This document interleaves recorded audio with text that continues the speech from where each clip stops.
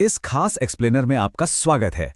आज हम बात करने वाले हैं महाकाव्यों के इतिहास के सबसे ऐतिहासिक, सबसे चर्चित पलों में से एक की, मिथिला में श्री राम और माता सीता का वो पहला मिलन। मतलब ये कोई आम मुलाकात नहीं थी। ये वो मोड़ था जहां प्रेम, अपना कर्तव्य और भाग्य तीनों बिल्कुल एक साथ आकर टकराए। जो मूल स्रोत हमारा पास हैं, उनके आधार पर आज हम इस पूरे दृश्य के बिल्कुल भीतर जाएंगे और ये समझने की कोशिश करेंगे कि कैसे सिर्फ इस एक घटना ने आगे चलकर पूरे युग की ही नींव रख दी। तो चलिए, बिना किसी देरी के शुरू करते हैं। तो चलिए सीधा मुद्दे पर आते हैं और शुरुआत करते हैं राजा जनक के इस बेहद शक्तिशाली रिएक्शन से। सोचिए, महर्षि विश्वामित्र राम और लक्ष्मण को लेकर राजा जनक के दरबार में आते हैं। अब राजा जनक को विदेह कहा जाता है, यानी एक ऐसा इंसान जो मोह माया शरीर इन सब से बिल्कुल ऊपर उठ चुका हो। लेकिन वो भी इन राजकुमारों को देखकर पूरी तरह से मंत्रमुग्ध रह गए।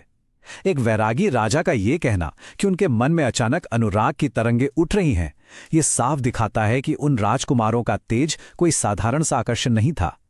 वो एक ऐसी ईश्वरीय आभा थी जिसने एक परम ज्ञानी के ध्यान को भी अपनी तरफ खींच लिया। दृश्य एक, राजकुमारों का रहस्य। और ये बात बहुत ही शानदार तरीके से दर्शाती है इन दोनों भाइयों के उस कमाल के द्वंद्व को। मतलब एक तरफ तो ये बिल्कुल शांत, सौम्य और ऋषि के पीछे पीछे चलने वाले एकदम विनम्र तपस्वी लग रहे हैं, लेकिन असली कहानी तो कुछ और ही है। महर्षि दरबार में बताते हैं कि ये अयोध्या के राजा दशरथ के बेटे हैं, जिन्होंने उनके यज्ञ की रक्षा करते हुए ताड़का, सुबाहु और मारीच जैसे खूंखार असुरों का चुटकियों में संहार कर दिया। एक ही इंसान के अंदर एकदम गहरी शांति और प्रचंड वीरता का ये जो संगम है ना, यही इन्हें सबसे अलग और अद्वितीय बनाता है। यहाँ ये याद रखना बहुत जरूरी है कि मिथिला की धरती पर कदम रखने से पहले ही इन राजकुमारों ने अपनी ईश्वरीय ताकत का लोहा मनवा दिया था। मुनि के यज्ञ की रक्षा करना हो, खतरनाक असुरों का वध करना हो, या फिर गौतम मुनि के आश्रम में श्री राम के चरण स्पर्श से देवी अहिल्या का उनके उस लंबे श्राप से मुक्त होना, ये सारे पड़ाव साबित करते हैं कि ये सिर्फ कमाल के योद्धा ही नहीं बल्कि तारणहार भी हैं। दृश्य दो, नगर की धड़कन। अब जरा उस शहर के माहौल की कल्पना कीजिए। मिथिला के लोग सच में दीवाने हो गए हैं। लोग अपना सारा कामकाज छोड़कर बस ठगे से खड़े हैं। राम और लक्ष्मण जहां से भी गुजर रहे हैं, भीड़ बस उन्हें निहारे जा रही है। लोगों को तो मानो ऐसा लग रहा है कि जैसे त्रिलोक की सारी सुंदरता और विष्णु की सारी वीरता बस इन्हीं में सिमटकर रह गई हो। मतलब वीरता और खूबसूरती की ऐसी जीती जागती मिसाल वहां किसी ने पहले कभी देखी ही नहीं थी। और इसी बीच नगर की महिलाओं में एक चर्चा शुरू हो जाती है। उनका मानना है कि ऐसे सुंदर राजकुमार का हमारी राजकुमारी सीता से मिलना कोई संयोग नहीं हो सकता। हमारे दर्शन में 7 अंक की बहुत गहरी मान्यता है ना? तो लोगों को पक्का यकीन है कि ये 7 जन्मों का नाता होना चाहिए, क्योंकि जिनके साथ जन्म जन्मांतर का भाग्य जुड़ा होता है वही आकर मिलते हैं।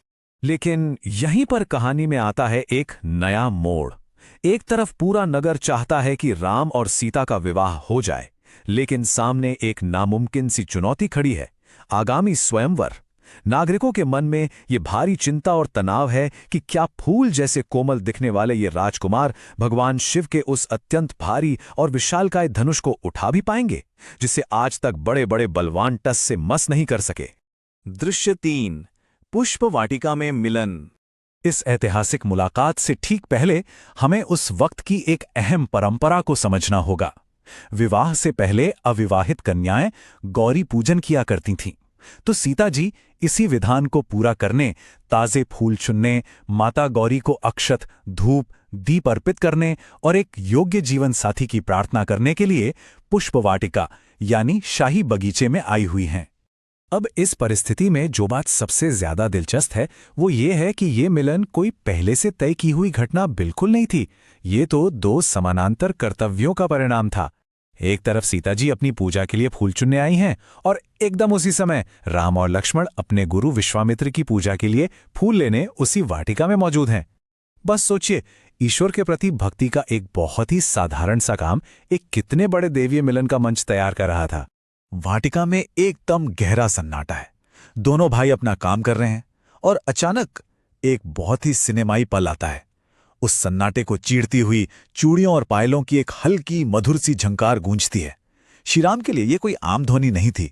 उन्होंने सीता जी को देखने से पहले ही उनके आने की आहट को महसूस कर लिया था। ये वो पल था जहां एक योद्धा के शांत माहौल में एक खूबसूरत हलचल शुरू होती है। और फिर वो क्षण आता है जब पहली बार दोनों की नजरें मिलती हैं। उस पुष्प वाटिका में मानो जैसे वक्त वहीं जम सा गया हो। सुंदरता एक दूसरे को निहार रही है। ये सिर्फ दो इंसानों की आंखें मिलने की बात नहीं थी, ये दो ऐसी आत्माओं का मिलन था जो एक दूसरे के लिए ही बनी थी। मिथिला का ये शाही बगीचा हमेशा हमेशा के लिए इस पवित्र दृष्टि विनिमय का गवाह बनकर अमर हो गया। वाटिका में इस बिना बोले हुए संवाद के बाद सीता जी देवी गौरी के मंदिर जाती हैं और उनकी वो सच्ची छुपी हुई प्रार्थना माता गौरी सुन लेती हैं।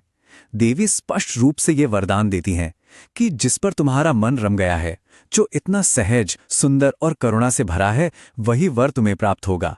मतलब उनका वो अनकहा सपना अब देवी के आशीर्वाद से सच होने जा रहा था। दृश्य 4, एक योद्धा के हृदय में हलचल।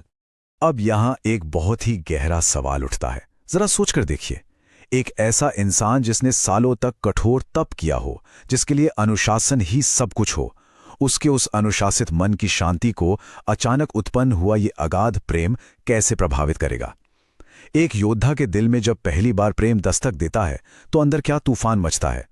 इस सवाल का जवाब हमें श्रीराम की इस बेहद काव्यात्मक स्वीकारोक्ति में मिलता है जो वो लक्ष्मण से कहते हैं। वो कहते हैं कि वैसे तो मेरा मन बिल्कुल शांत और पवित्र है, लेकिन ऐसा लग रहा है जैसे किसी ने उस शांत पानी में कंकड़ फेंक दिया हो।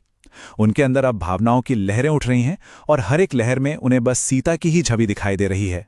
यह एक योद्धा के अंदर के उस इंसान का बहुत ही खूबसूरत इकरार है। यहां श्री राम एक बहुत ही प्यारे से अंतर्द्वंद से गुजर रहे हैं। एक तरफ उनके रघुवंश की वो एकदम कठोर परंपरा है, जहां एक योद्धा का मन कभी गलत दिशा में नहीं भटकता, यहां तक कि सपनों में भी नहीं।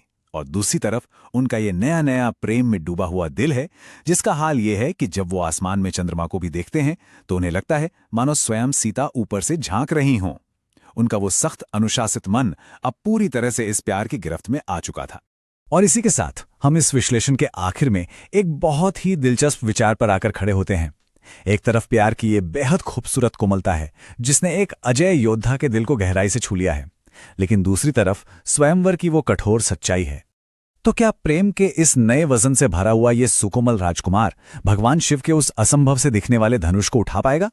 क्या ये नया प्यार उनकी ताकत बनेगा, या फिर ये भार इस सुकोमल हृदय वाले राजकुमार के लिए बहुत अधिक साबित होगा? इस सवाल पर जरूर विचार कीजिएगा। इस खास विश्लेषण में हमारे साथ जुड़ने के लिए आपका बहुत बहुत धन्यवाद।